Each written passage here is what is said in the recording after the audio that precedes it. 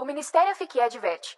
Dublamos para você o incrível documentário do físico David Lapointe, chamado Campos Primários, que será postado por partes. E avisamos desde já que a compreensão desse cientista a respeito do modelo da Terra e do Universo não é a mesma da palavra de Deus. Porém, a chave de sua descoberta só foi possível devido à aplicação exata do modelo da abóbada celeste ou do firmamento, como descrito em Gênesis, que é inclusive usado como base científica para experimentos atuais do CERN. Veja isso nas palavras do próprio físico. Agora, revendo um vídeo do CERN, eu reparei algo um tanto bizarro, e não estava nos dados das colisões. Estava na forma do edifício mais conhecido do CERN, o Globo da Ciência e Inovação em Gênova, Suíça.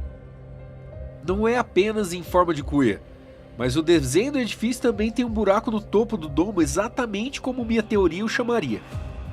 Então eu fiz um modelo magnético em escala do domo do CERN. Coloquei um par deles na minha câmara de vácuo e liguei. Não apenas essas cuias do CERN formaram uma forma esférica no centro da reação, mas também formaram um disco de plasma ao redor do núcleo, bem como uma injeção projeta-se ao longo dos eixos. Depois de fazer os experimentos por alguns dias com as cuias do CERN, elas foram removidas da câmara de vácuo e fotografadas, revelando os padrões que você vê aqui. Aqui uma observação.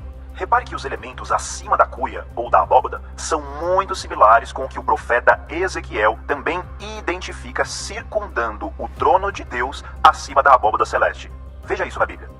E sobre a abóbada, acima de suas cabeças, havia algo semelhante a um trono, cuja aparência era de safira. E sobre este trono estava sentado alguém que parecia um homem. O aspecto do brilho do trono ao seu redor era como o aspecto do arco nas nuvens em dia de chuva. Essa era a aparência da glória do Senhor. Então, uma vez percebido que o padrão-chave exato para essa teoria foi encontrado no domo do CERN, também foi descoberto que o CERN não era o único lugar com o padrão necessário. O padrão estava lá por séculos, no Panteão em Roma, que foi chamado de Cofre dos Céus. Então, a forma necessária foi encontrada também na Basílica de São Pedro. Então, um dos meus favoritos foi encontrado na Catedral de São Paulo, em Medina, Malta. Repare os anjos circulando a abertura no topo do domo, e compare aquilo com o anel brilhante que é encontrado dentro dos emissores de campo magnético em forma de cuia na câmara de vácuo. Por que esses anjos estão em chama exatamente onde deveriam estar? Muito mais sobre esse domo e os outros mais tarde nessa série serão revelados. Então parece que as pessoas sempre querem um sinal de Deus de que nós não estamos a sós. Às vezes Deus nos dá um sinal se nós prestarmos atenção.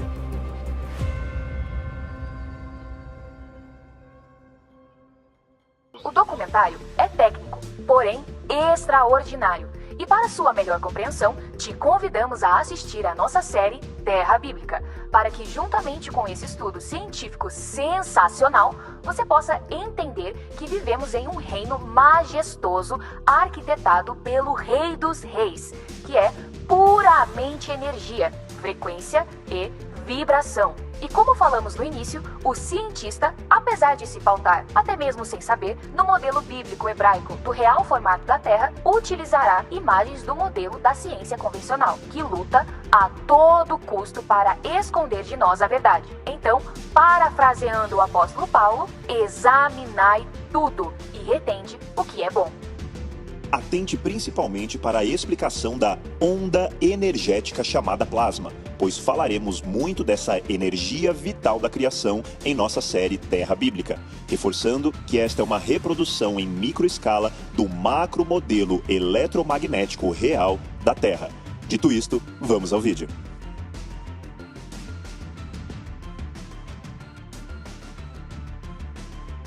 No princípio, Deus fez o céu e a terra.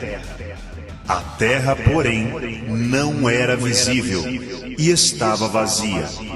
Havia trevas sobre o abismo, e o Espírito de Deus foi trazido sobre as águas. E disse Deus: haja luz, e houve luz. Os campos primários, parte 2. Na parte 1 de campos primários foi mostrado como duas cuias magnéticas de polaridades magnéticas opostas formam uma variedade de estruturas de plasma dentro de uma câmara de vácuo. O formato e a cor dessa estrutura de plasma eram claramente determinados pelos seguintes fatores: a forma das cuias magnéticas, o espaçamento e a orientação das cuias magnéticas, o tipo de gás purificante que foi usado, o nível de vácuo dentro da câmara, a voltagem elétrica utilizada, a polaridade da corrente contínua usada no experimento e o posicionamento dos eletrodos dentro da câmara de vácuo. Todos esses fatores influenciam o formato das formações de plasma dentro da câmara de vácuo. Na parte 1 de campos primários, a formação de plasma era frequentemente mostrada começando como longos arcos que gradualmente mudavam para uma formação estável. Essa transição inicial era devida à mudança do nível de vácuo somente. Uma vez que o nível de vácuo é estabilizado, para a formação de plasma desejada, a luz emitida pelo plasma brilhante podia ser ligada e desligada instantaneamente. Então, a eletricidade não é responsável pelos campos que formam as formações de plasma. A polaridade elétrica determina como o plasma se conforma aos campos, mas os campos não são de modo algum formados pela eletricidade. Uma inversão da corrente elétrica que faz o plasma brilhar também fará um padrão totalmente diferente se revelar na câmara de vácuo. Mas isso se deve a uma simples mudança de polarização no plasma, que revela um aspecto diferente da mesma estrutura de campo. A polaridade elétrica não está fazendo os campos mudarem, ela está apenas mudando como o plasma responde aos campos. Aqui, nós vemos os efeitos instantâneos dessa inversão de polaridade elétrica, quando a fonte de corrente contínua tem a polaridade trocada. Como você moveria uma chave de liga e desliga? Na parte 1 de campos primários, foi mostrado como esses emissores magnéticos opostos em forma de cuia controlam as formações de esferas de aço e ímãs esféricos ao redor das cuias magnéticas. Também foi mostrado como esferas de aço de 5 mm formaram padrões geométricos na área do núcleo entre duas cuias magnéticas. Nós também vimos que essas esferas de aço repeliam-se umas às outras devido ao campo magnético que era induzido dentro de cada uma delas na área do núcleo. As cuias magnéticas também induzem campos magnéticos dentro de esferas de aço comuns, tanto dentro das cuias como ao redor delas. Os campos magnéticos induzidos então fazem as esferas de aço repelirem-se umas às outras e, ao mesmo tempo, os campos das cuias magnéticas confinam as esferas de aço em anéis e padrões organizados. É bem claro que esses campos magnéticos em forma de cuia impõem ordem na matéria ao seu redor, seja dentro da câmara de vácuo ou fora dela. Também foi mostrado como uma dessas cuias magnéticas induz um campo magnético dentro de uma esfera de aço comum, que então tornaria a esfera de aço capaz de ser repelida para longe do fundo da cuia. Então, utilizando o que nós aprendemos nos experimentos de laboratório, fomos então capazes de compreender as estruturas que nós encontramos no espaço melhor do que nunca.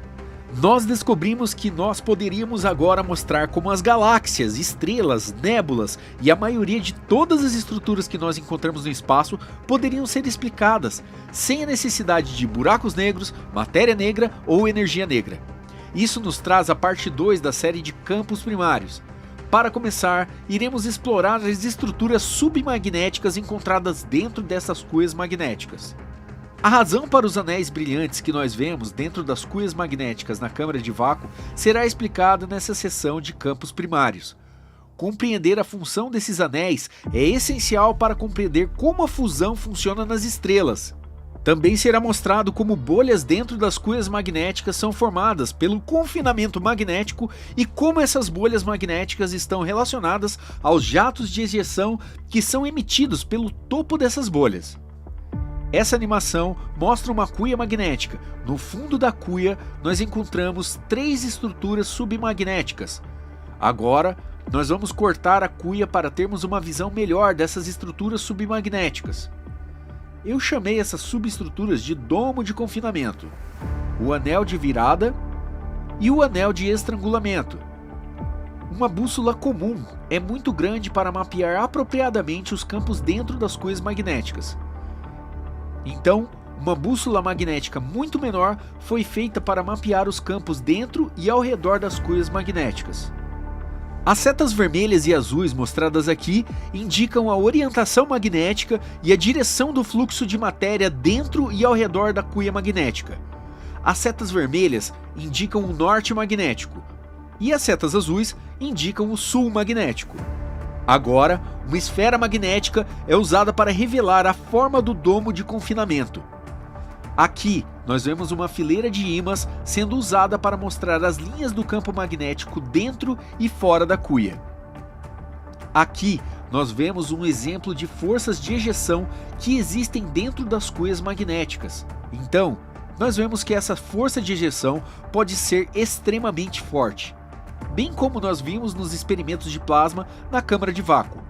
Nós vemos que esses jatos de ejeção começam no topo do domo de confinamento e atiram fora da cuia alinhadamente com o eixo da cuia. Então, quando pegamos esse conhecimento e o aplicamos ao pulsar vela, nós descobrimos algumas incríveis validações dessa teoria. Repare quanto perfeitamente a forma de cuia, o anel de virada e jatos de ejeção todos combinam com a estrutura do pulsar vela. Uma vez mais, nós vemos uma esfera magnética sendo usada para revelar a forma do domo de confinamento no fundo da cuia magnética. O único jeito para a esfera magnética entrar embaixo do domo de confinamento é entrando pelo anel de virada na base do domo de confinamento. Uma vez embaixo do domo de confinamento, a esfera magnética fica presa embaixo do domo de confinamento. Se a esfera magnética é forçada acima do domo de confinamento, nós vemos que ela é ejetada para cima, e então, uma vez mais mantida acima do domo de confinamento pelas forças magnéticas dentro da cuia. Agora, nós temos uma animação mostrando como a matéria magnética reagiria dentro da cuia magnética. Por enquanto, nós focalizaremos na função do anel de virada. As esferas vermelhas e azuis estão identificadas para indicar polaridade magnética norte e sul. Vermelho para o norte magnético e azul para o sul magnético. Então, como você pode ver, todas as partículas dentro da cuia magnética são atraídas para o anel de virada, onde elas então entram na área embaixo do domo de confinamento. Repare como no anel de virada as esferas viram a orientação magnética. É por isso que chamo de anel de virada, porque vira a orientação magnética da matéria que passa por ele. Essa animação mostra como partículas de matéria fluem dentro dessas cuias magnéticas. As partículas de matéria entrando na cuia são cada uma induzidas com um campo magnético próprio. Então, essas partes de matéria são atraídas abaixo para o anel de virada, onde elas violentamente viram a orientação magnética e então ficam presas embaixo do domo de confinamento e acima do anel de estrangulamento. Esse fluxo de matéria continua até o suprimento de matéria disponível acabar. Esses campos magnéticos em forma de cuia agem como compressores de matéria. Eles comprimirão a matéria disponível até que não sobre nada. Por isso é que existe vácuo no espaço. A maior parte de toda a matéria foi comprimida de forma que tudo o que resta no espaço é vácuo. Agora, vamos ver a função do anel de estrangulamento. Aqui mostramos esferas de aço que são mantidas no lugar do anel de estrangulamento. As esferas são livres para rodar ao redor do anel de estrangulamento, mas elas resistem a sair através do fundo da cuia ou a voltar para cima dentro da cuia. O fluxo de matéria é restrito no anel de estrangulamento, e por isso chamei de anel de estrangulamento. O anel de estrangulamento, no fundo da cuia azul ou cuia sul magnético, funciona exatamente igual, exceto pela polaridade magnética da matéria estrangulada ser inversa. Aqui, no fundo dessa cuia, na câmara de vácuo, o anel brilhante é o anel de virada. Nessa vista, nós vemos como o fluxo de plasma é limitado, enquanto ele vai através do buraco do fundo da cuia. Esse é o anel de estrangulamento trabalhando, confinando magneticamente o plasma em uma corrente estreita. Agora vemos outra estrutura submagnética que existe abaixo do fundo da cuia magnética. Eu me refiro a esta área como o ponto de virada. O ponto de virada está alinhado com o eixo da cuia. Aqui nós vemos a microbússola sendo usada para mostrar como o ponto de virada vira a orientação magnética da matéria no ponto de virada. Passando o ponto de virada, a matéria é mantida longe do fundo da cuia, mas dentro do ponto de virada, a matéria é atraída para o fundo da cuia. Nessa demonstração, repare que a esfera de aço é empurrada na direção do ponto de virada e então mantida no ponto de virada pela interação dos campos magnéticos da cuia e do campo magnético induzido da esfera de aço. Essa repulsão do ponto de virada é o motivo por que vemos a ejeção de matéria pela parte de baixo do pulsar vela.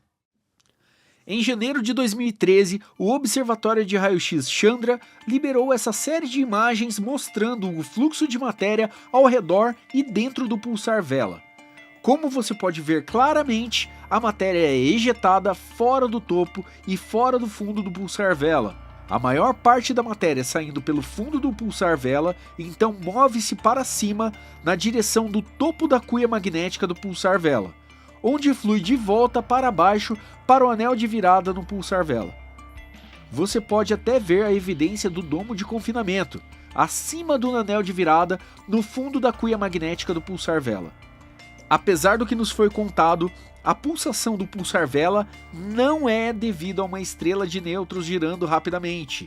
Isso é apenas o que foi teorizado antes da descoberta dos campos magnéticos em forma de cuia. Em um campo magnético em forma de cuia, o domo de confinamento está constantemente tentando confinar toda a matéria em seu interior. Mas quando a energia dessa matéria confinada torna-se muito grande, alguma dessa energia confinada escapa. Localizado no topo do domo de confinamento está o ponto mais fraco e é por aí que essa energia confinada escapa. Em outras palavras, esse ponto no domo de confinamento age como uma válvula de alívio.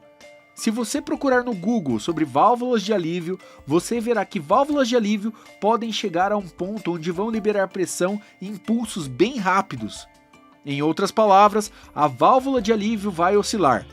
Uma vez que o domo de confinamento está agindo como uma válvula de alívio, ele pode chegar a um estado onde estará pulsando rapidamente enquanto libera uma explosão de energia e então fecha novamente, cortando o fluxo de energia sendo liberada.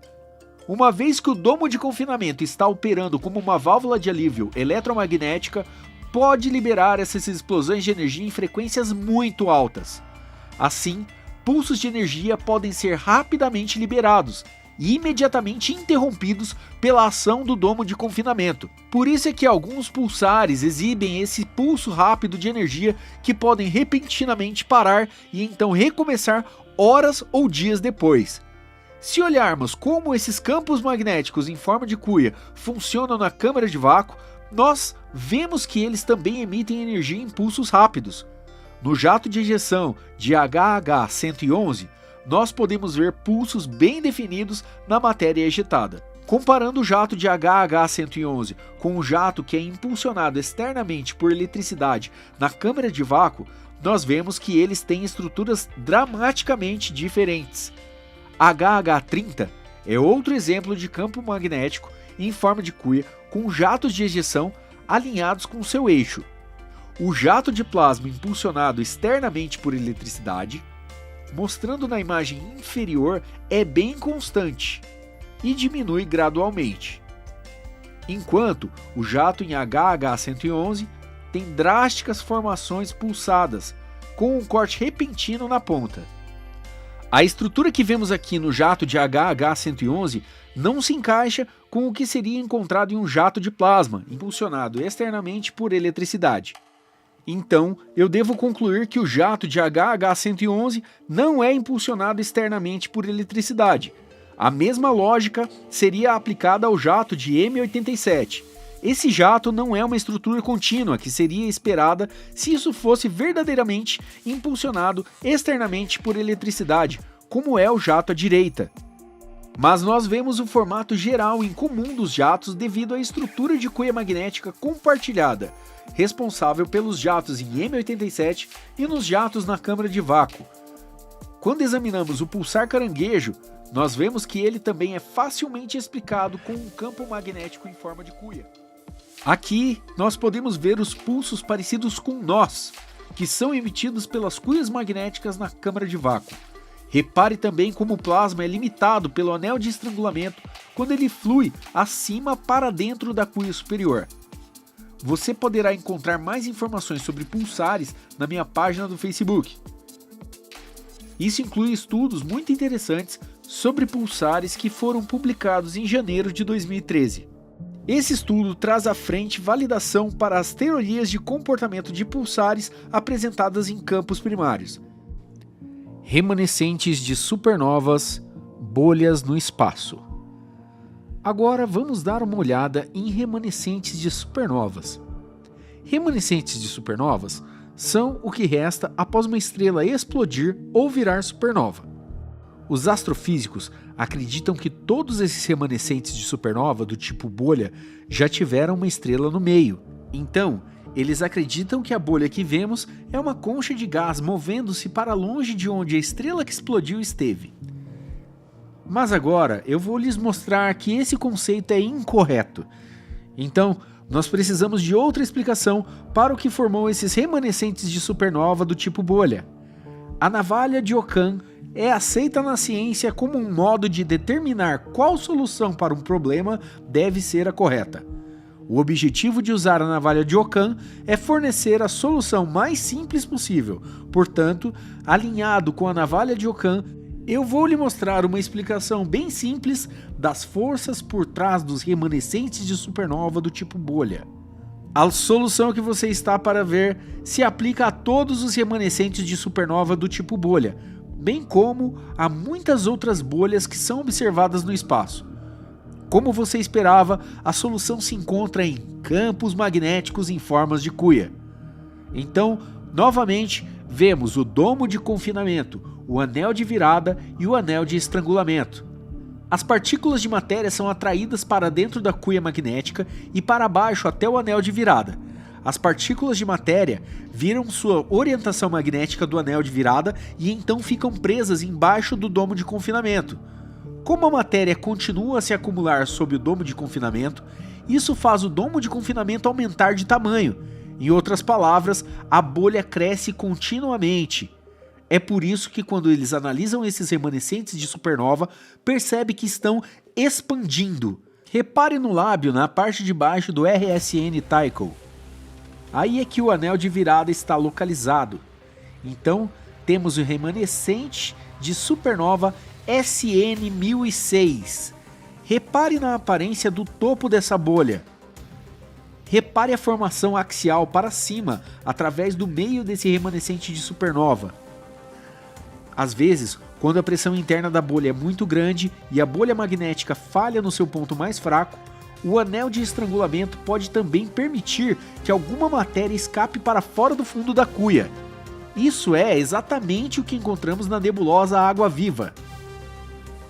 Os cientistas têm estudado remanescentes de supernovas com uma grande variedade de instrumentos.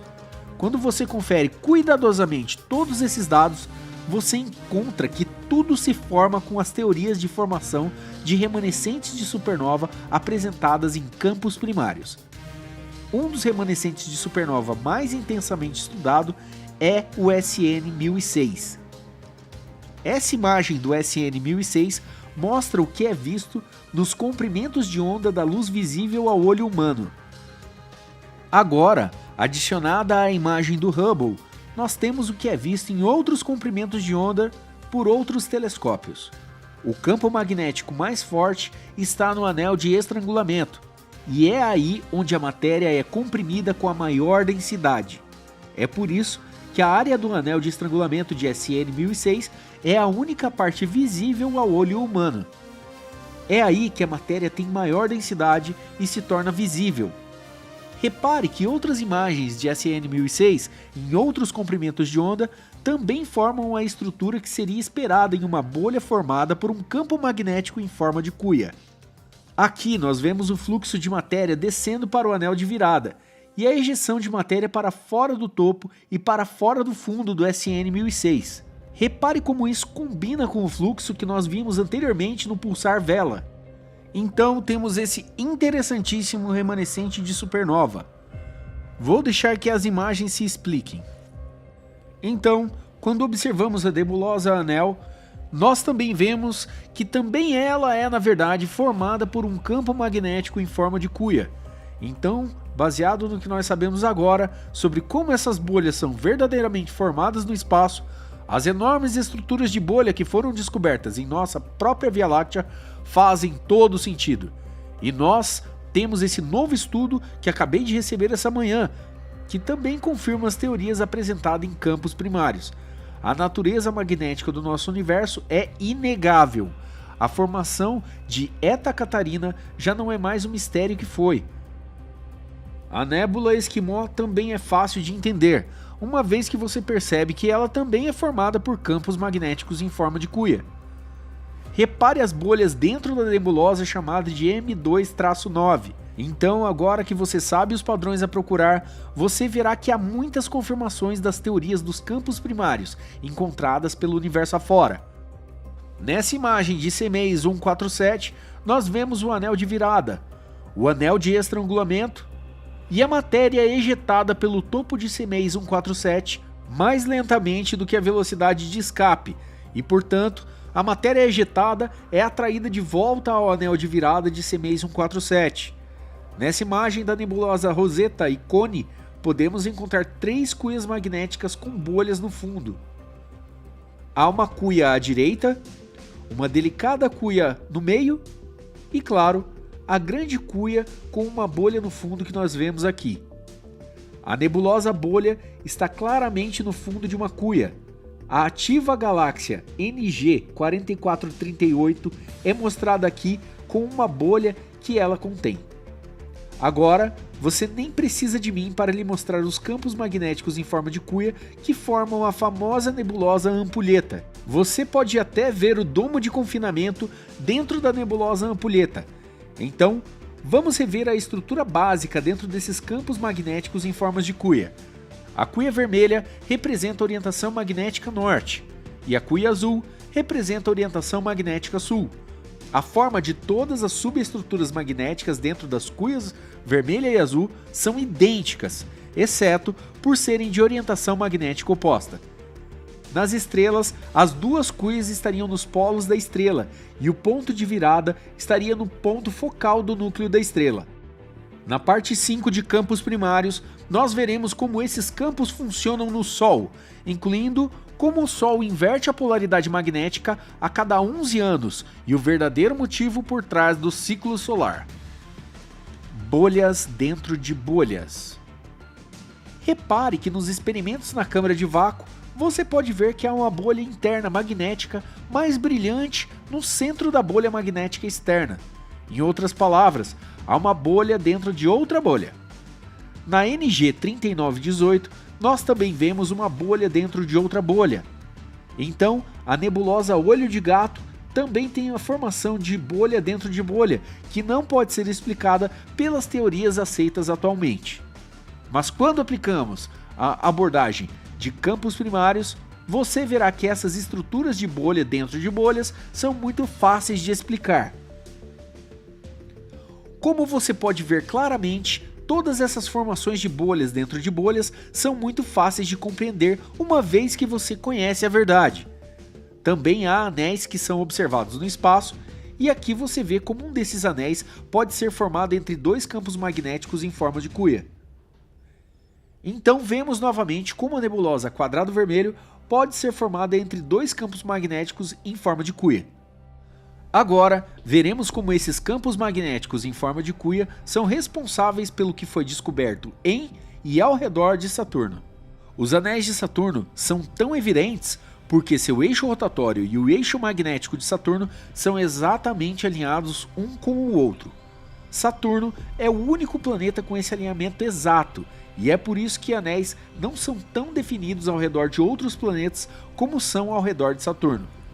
Os anéis ao redor de Saturno são mantidos no lugar pelos campos magnéticos em forma de cuia, do mesmo modo que o disco de plasma nas experiências na câmara de vácuo. Os raios que aparecem dos anéis de Saturno há muito tem sido um mistério, Mas quando você aplica o que aprendemos com os experimentos na câmara de vácuo, a causa desses raios torna-se muito clara. Repare que os raios estão numa tangente com a superfície de Saturno. Agora, repare como as explosões de emissão de plasma do centro da câmara de vácuo também são tangenciais ao núcleo girando rapidamente na câmara de vácuo. Quando sobrepomos o vídeo da câmara de vácuo com imagens de Saturno e seus anéis, a solução para a fonte dos raios dos anéis de Saturno torna-se óbvia. Assim, podemos ver que as teorias dos campos primários também mostram claramente o verdadeiro motivo por trás das auroras boreais em Saturno. Aqui se mostra a estrutura básica do campo magnético que existe ao redor de Saturno. Então, nessa imagem do polo norte de Saturno, captura o interesse do mundo todo. Nada realmente difícil de explicar, uma vez que você compreende as teorias e conceitos apresentados em campos primários. Se você olhar de perto, até verá uma bolha magnética no centro dessa imagem. No polo de Saturno. Descobrimos que ao redor do eixo de campos magnéticos em forma de cuia, esses campos farão a matéria assumir esses formatos poligonais regulares. No anel de esferas de aço ao redor do núcleo dessa imagem, também podemos ver esse efeito poligonal. Então, como você pode ver, a maioria dos mistérios de Saturno são muito fáceis de entender quando você aplica as teorias que você aprendeu em campos primários. Repare a aparência das áreas polares de Júpiter. Agora, vamos dar uma olhada em Júpiter. Aqui, vemos que o eixo magnético e o eixo rotacional de Júpiter não são exatamente alinhados, e por isso é que os anéis de Júpiter não são tão evidentes como os de Saturno. Repare a aparência das áreas polares de Júpiter. Essa imagem da NASA revela as formações em anel ao redor de Júpiter. Essas vistas dos polos de Júpiter revelam padrões muito bem organizados sobre seu eixo. Perto do asterisco vermelho, repare os pontos escuros em Júpiter, como eles rodam. Agora repare que esse mesmo tipo de fluxo nas cuias na câmara de vácuo. Você pode ver os dedos de plasma na cuia de baixo nessa imagem. Então, com as cuias maiores, nós também vemos esse tipo de padrão perto da esfera brilhante. Então, aplicando as teorias apresentadas em campos primários, nós podemos ver que agora temos uma explicação bastante lógica para os padrões que observamos na superfície de Júpiter. Isso nos traz ao fim da parte 2 de campos primários.